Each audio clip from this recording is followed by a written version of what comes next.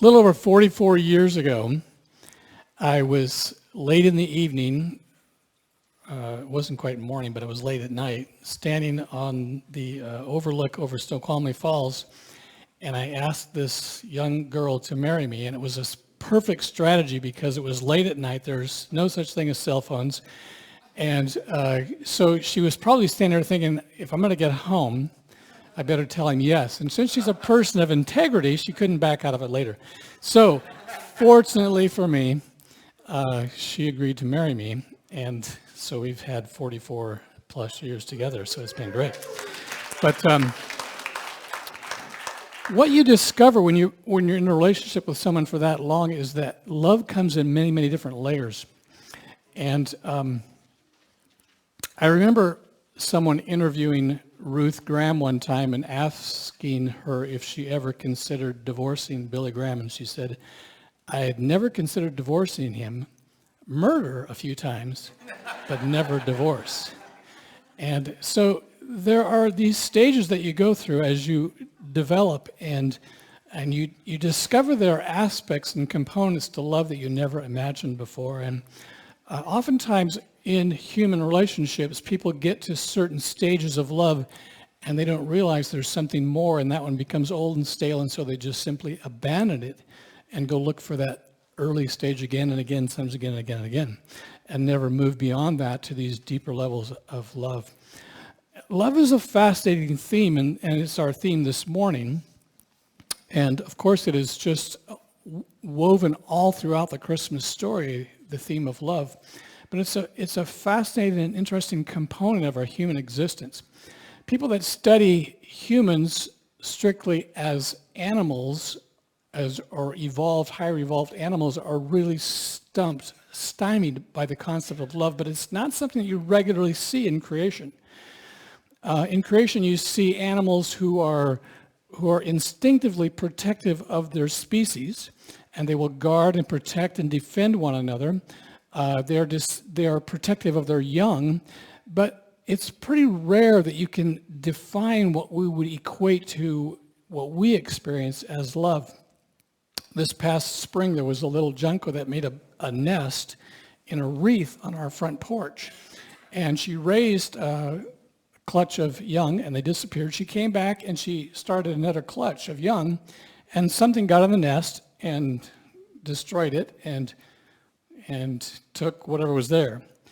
And you would think she'd be disturbed, distraught, but she just simply built another nest and did it all over again. So it was just her instinctive nature to continue what she as a bird was designed to do. But it is something which is about us, which is unique. And the presence or absence of love in humans really defines us. I was listening this week to our UN representative talking to the Syrian government, and she makes the statement, is there nothing that brings you, that causes you to feel shame, that feels shameful?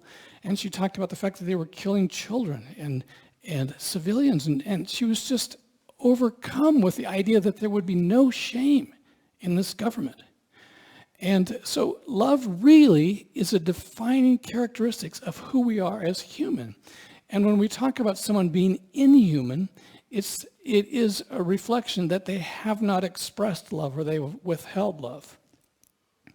So love really is something which defines us as humans.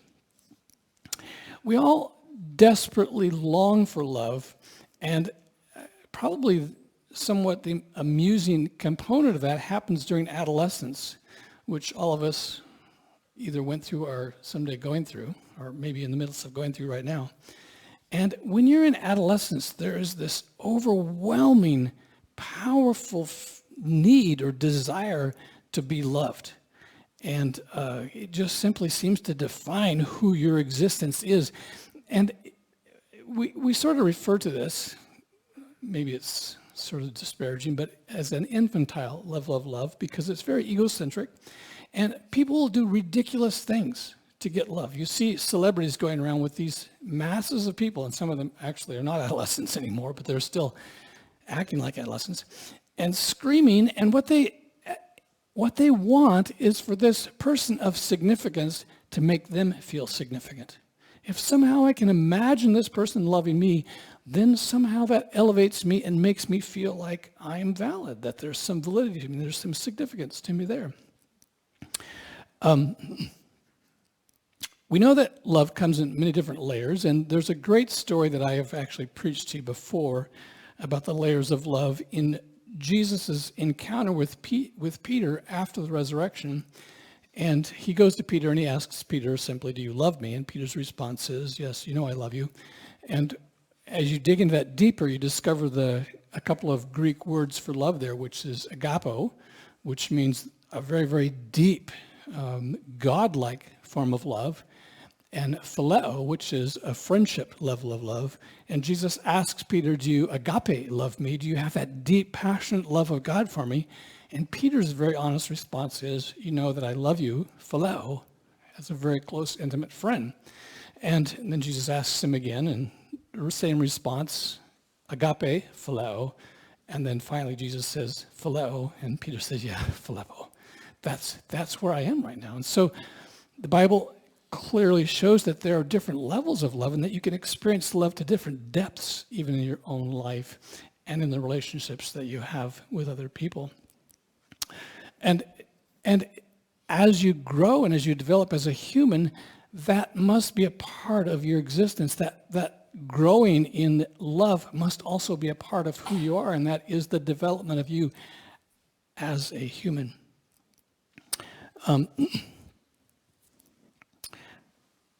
Part of love that the Bible talks about is the ability to give love is important, to demonstrate love is important, but also the receiving of love, and both aspects are important. And the Bible makes it clear also that your ability to love has to do very closely with your ability or your ability to love yourself or to value yourself. How you feel about yourself is intrinsic and intertwined with your ability to love other people. In fact, Jesus says, "Love other people as you love yourself." And when we think about loving ourselves, I suppose it sort of immediately elicits this feelings of that's a bad thing, that's pride. And there certainly are some types of loving yourself which are wrong, which are prideful. Narcissistic behavior can kind of take two different directions. There's one in which you just feel really that you think you're the best thing that ever was existed. And that's, the Bible refers to that as pride. And there's another type of narcissism, which actually is a feeling of inadequacy. And people often elevate themselves because, in fact, they feel really bad about themselves. And you see this in a lot of ways in social interactions. People will act like they're arrogant and rude, but in fact, they feel very insecure about themselves. They feel very unsettled about who they are. But having a value of yourself and recognizing that you are a person of significance, that's someone that God sacrificed himself so that you could have life, you suddenly see that you are valuable and that you have value, and out of that value, you're able to value other people. And so you sort of have to, there's this phrase of taking care of yourself. It isn't narcissistic, it's simply acknowledging the value of who you are as a human. And when you are able to do that, and we're able to see the importance of who you are, that enables you to value and love other people as well. And if you can do that about yourself, it becomes very, very difficult for you to do that in other people as well. So as you look at the Christmas story, as you look at the Bible story, the Bible talks about love in two ways. The way that we usually look at love is as an emotion, as a feeling, as an emotional response. But love is also an action. And a very good verse that illustrates that is the verse that you all probably commonly know is John 3:16. God so loved the world, and that was the emotion. God loved the world that he sent his son. So love is an emotion, and love is also an action. And oftentimes, and perhaps most often, as you look at the examples of love in the Bible, they are actions. When my son was engaged to Candace, I remember him talking, actually in the vows of his wedding, he said, "I'm committed to the rest of my life to love you." And he carefully delineated that that wasn't the emotion of love that he was talking about, it was the action of love. So he was deliberately saying, even in those times when I don't emotionally feel loving toward you, I'm committed to love you in action for the rest of my life. And it's so common in our society to get those two things confused and to think that you can't act unless you have the emotion. But the Bible says that we are required to do the action even if the emotion is not there. And sometimes the actions are required before the emotion can even exist. And the Bible says you need to love your enemies. It's not saying that you have to create some sort of emotion for your enemies, that you have to feel this wonderfulness toward them. It means that you have to act in a loving way toward your enemies. And oftentimes that's true in relationships. There will be many times when you have a close friend, when you maybe have a spouse, when you may have a relative, that you don't feel an emotional closeness to them, but you still biblically are required to act lovingly toward them. And of course, there's a huge, broad definition of what that means. Sometimes love is tough and does things which is hard, but it's always based in love, in their best interest, not in my best interest. So there are a lot of actions of love in the Christmas story. So just speak out some of the actions of love that are in the Christmas story. God sent his son. I mean, that's the first great action. And then what happens? Joseph accepted Mary. Incredible act of love.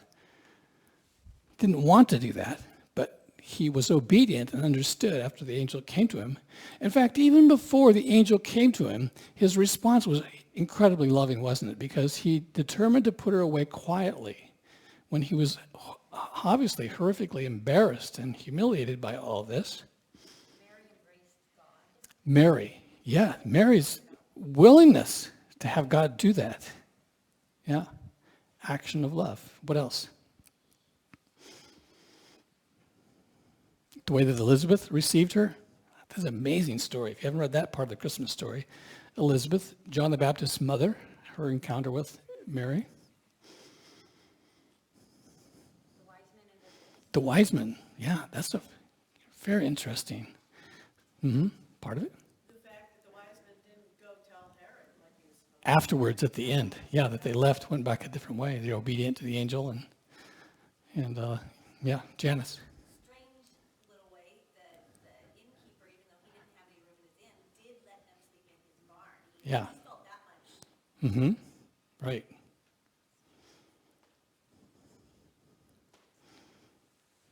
So there are a lot of actions of love in the Christmas story. Now,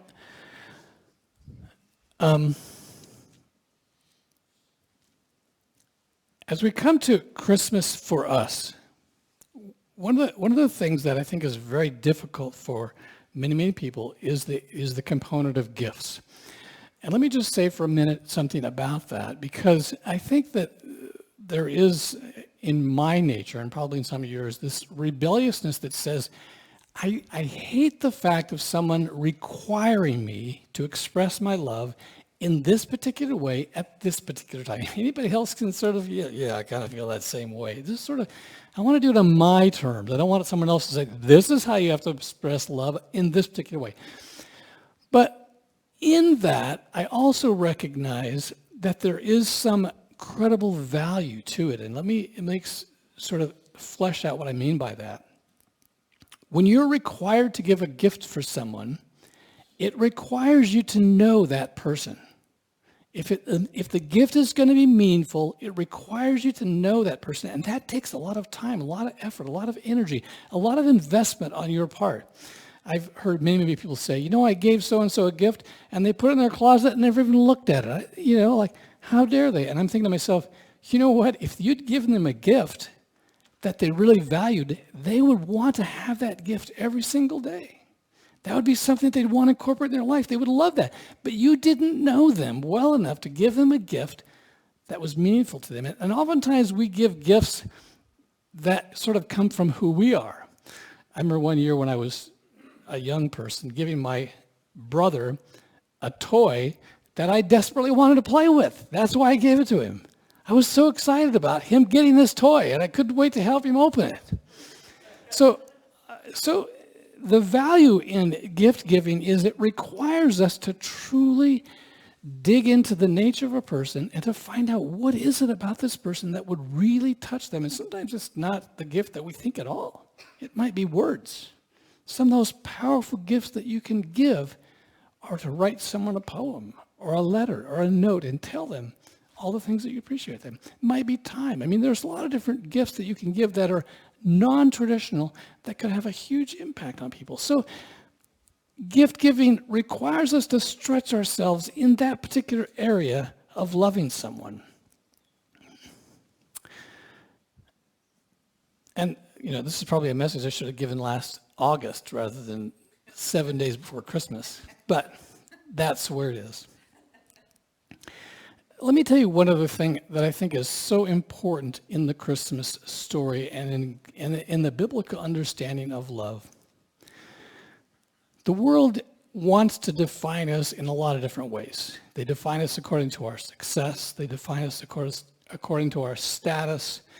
They define us according to our appearance. They define us according to how we care for ourselves. They define us according to some of the values that we have. God says that our value, our intrinsic value, is in our ability to love. And you ask me how I come to that conclusion, because when Jesus said what is the greatest commandment, he said, love God and love people. That's what's most important. And all the other things that society tells you are important, compare nothing about that. They're in no comparison to that one thing. So as you are evaluating yourself and as you're looking at what's really important in your life in this Christmas season, in this season of what's important, your ability to love is what makes you most godlike, what makes you most human, what makes you most valuable. And God illustrated that to us by showing us that his greatest act of love is what made him of value. It reveals God to us, his character, his nature. The essence of who he is represented in the fact that he sent Jesus to live among us and ultimately to die for us and then to come back to life for us. So I think this morning the most important message that we can give to ourselves is to say my value isn't in anything the world thinks it is, but it is in my ability to receive love and to love other people. So my exhortation to you this morning is love one another. Love yourself. Love one another. I just want to invite you to stand.